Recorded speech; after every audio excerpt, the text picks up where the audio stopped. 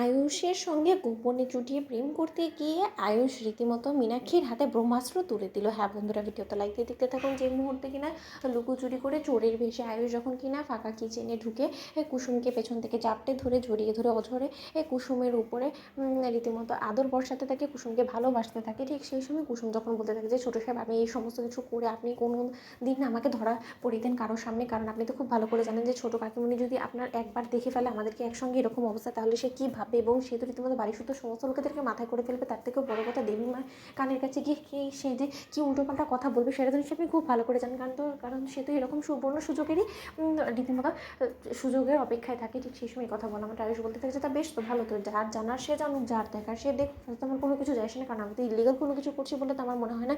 কারণ দুজন প্রাপ্তবয়স্ক মেয়ে ছেলে একজন আরেকজনকে ভালোবাসে, তারা চুটিয়ে প্রেম করবে, সেটাই স্বাভাবিক। আমরা তো কোনো গাছতলায় বসে আর প্রেম করছি না, তাই না? আমরা বাড়ির ভিতরে লুকোচুরি করে যদি একটু একটু প্রেম করি, রোম্যান্স করি, তাতে কার কী যায় আসে বলো তো কুসুম? তাতে আমার কোনো কিছু যায় আসে না। এবার যদি কাকিমণি আমার মাকেও এনে দেখায় এই সমস্ত কিছু, তাতে আমার কোনো কিছু যায় আসে না। ঠিক সেই সময় কুসুম বলতে থাকে যে ছোটো সাহেব, আপনি কেন নিজেকে সামাল দিতে পারছেন না বলুন তো? আপনি এতটা যদি এরকম করে আপনি ছেলে মানুষ শুরু করে দেন, তাহলে কিন্তু এক পর্যায়ে আমার নিজে থেকে আপনাকে দূরে সরিয়ে দিতে বাধ্য হতে হবে। ঠিক সেই সময় কথা বলা মাত্র মীনাক্ষী কুসুমকে কোথাও খুঁজে না পেয়ে এক পর্যায়ে মীনাক্ষী যখন কিনা কিচেনে ঢুকে যেতে নেয়, ঠিক সেই সময় মীনাক্ষী যখন কিনা আয়ুষকে কুসুমকে জাপটে ধরে আদর করতে অবস্থা দেখে ফেলে। ঠিক সেই সময় মীনাক্ষী বলতে থাকে যে আরে বাস, এই কি দেখতে পাচ্ছি, এখানে তো রামলীলা চলছে, এবং এই সমস্ত দৃশ্য যদি একবার দিদিকে দেখানো যায় তাহলে যে কী হবে। ঠিক সেই সময় মীনাক্ষী যখন কিনা এক মুহূর্ত অপেক্ষা না করে সোজা গিয়ে ইন্দ্রাণী গাঙ্গুলিকে জোর জবরদস্তি করে এখানে নিয়ে আসে, এবং এসে বলতে থাকে যে দিদি গো দিদি, দেখো তোমার নাকের ডগায় তোমার ছেলে রীতিমতো এই কাজের মেয়ের সঙ্গে চুটিয়ে প্রেম করছে। তোমাকে যেভাবে চাপটে ধরেছে তাতে করে তো মনে হচ্ছে যে ওরা স্বামী স্ত্রী, এবং কী যেন একটা ওরা বিয়ের কথা বলছিল। এবং আমার যতদূর মনে হয়, তোমার আর মনে হয়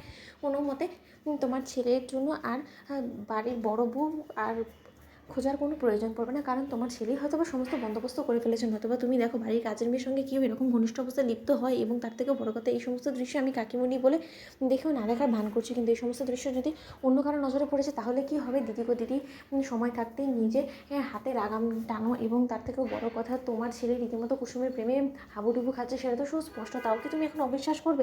তুমি তো আমাকে দিদি বলেছিলে যে যদি কোনোদিনও আয়ুষ তোমার বিরুদ্ধে যাওয়ার কোনো রকম কোনো দুঃসাহস দেখে, এবং আমি যদি কোনোদিন আয়ুষের বিরুদ্ধে এরকম প্রমাণ পাই, তাহলে তুমি নিজের মুখ আমার আগে বাড়িয়ে দিবে, এবং আমি তোমার গালে চুলকানি মাখাবো। তুমি নিশ্চয়ই বুঝতে পারছো যে আজকে তাহলে সেই দিন অবশেষে আমার জীবনে চলে এলো যখন কিনা তোমার গালে আমি কালি লেপে দিতে পারবো। ঠিক সেই সময় ইন্দ্রাণী গাঙ্গুলি যখন বলতে রেখেছে তুই ঠিকই ছিলিস ছোটো, তোর সন্দেহ কোনো মতেই ভুল ছিল না। আমারই রীতিমতো মায়ের চোখ, তো তার জন্য হয়তো বা নিজের ছেলের উপর থেকে বিশ্বাস হারাতে পারিনি, তাই আজকে এই দিন দেখতে হলো। তো বন্ধুরা, লাইক কমেন্ট শেয়ার করো, সাবস্ক্রাইব করতে ভুলো না।